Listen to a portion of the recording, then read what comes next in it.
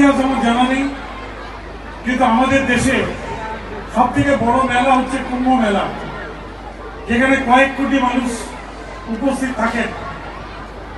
আমাদের রাজ্যে মাননীয় মুখ্যমন্ত্রীর গঙ্গাসাগর একবার, কিন্তু এখন গঙ্গাসাগর বারবার হয়ে গেছে। প্রচুর মানুষ এই গঙ্গাসাগর মেলায় উপস্থিত থাকবে আগামী 14 তারিখ কুম্ভ স্নান করার জন্য। ঠিক এই ধরনের মেলা, ধর্মীয় মেলা, শিক্ষা মেলা মাননীয় মুখ্যমন্ত্রী মমতা বন্দ্যোপাধ্যায়কে, কারণ তার অনুপ্রেরণায় আজকে হাজার হাজার লক্ষ লক্ষ মানুষ তারা কিন্তু এই সমস্ত উপভোগ করছেন এবং হাসি মুখে তারা ফিরতে পারছেন।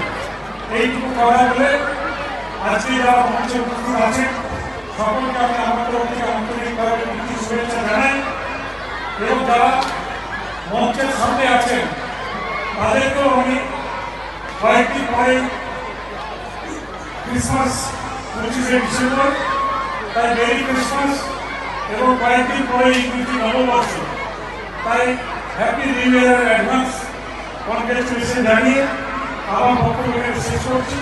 নমস্কার, জয় হিন্দ।